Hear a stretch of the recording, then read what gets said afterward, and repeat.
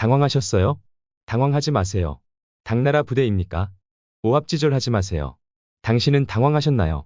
당황스럽죠. 당황하지 마세요.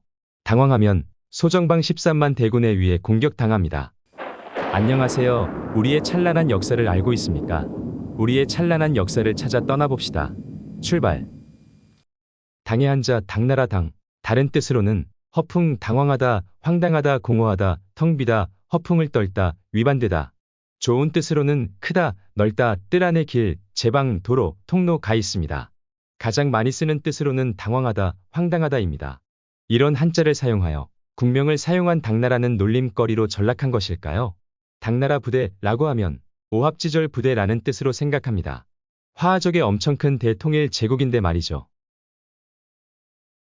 이런 당나라가 어찌하여 백제를 멸망시키고 고구리를 복속시켰는지 알다가도 모를 일입니다. 그렇게 넓은 땅을 가진 대당나라가 백제를 공격하여 그 땅을 뺏었어야만 했을까요? 고구리가 있기 때문에 백제 지역은 바다로 둘러싸여진 섬이나 마찬가지입니다. 정말이지 당황스럽습니다. 이래서 당황스럽다를 당나라 당의 한자를 썼는지도 모릅니다. 백제를 공격할 당시 당나라 고종이 소정방을 신구도 행군대총관으로 삼고 육군과 수군 13만 명을 거느리고 백제를 치게 하였다고 합니다. 660년 3월에 있었던 일입니다. 백제의 저 작은 땅, 너무 작은 땅입니다.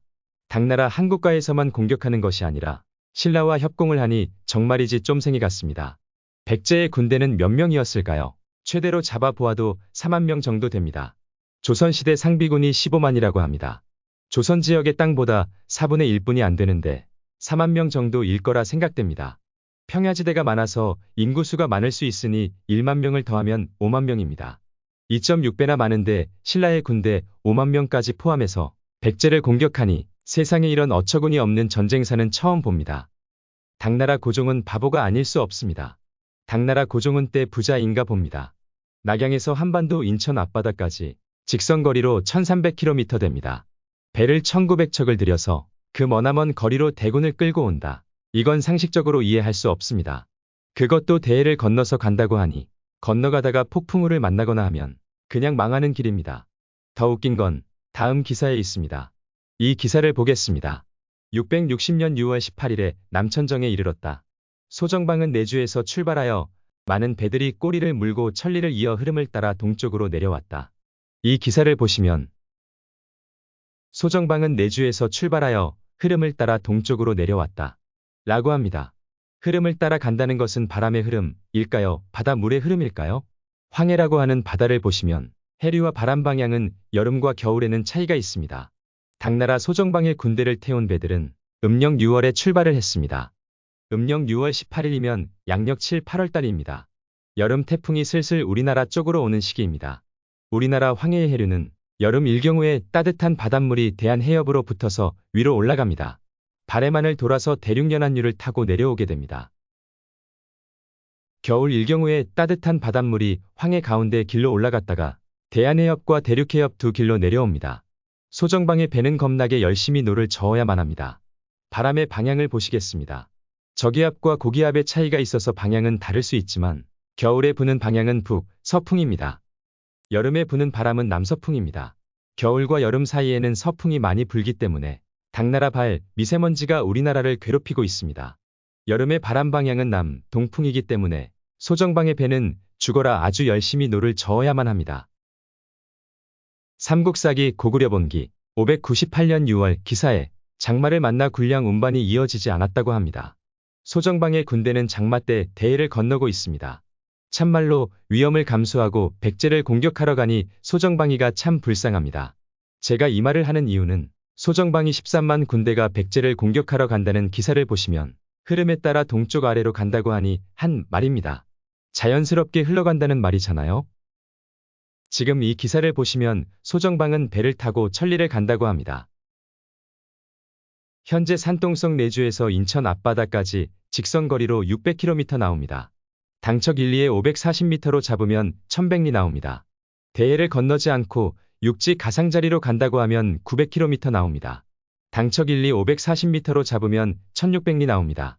옛날에 거리를 말할 때는 A라는 동네에서 B라는 동네까지 거리가 20리이고 B라는 동네에서 C라는 동네까지 거리가 30리면 A라는 동네에서 C라는 동네의 거리를 직접 거리를 측정하지 않고 A와 B 거리 20과 B와 C 거리 30을 더하였다고 보입니다.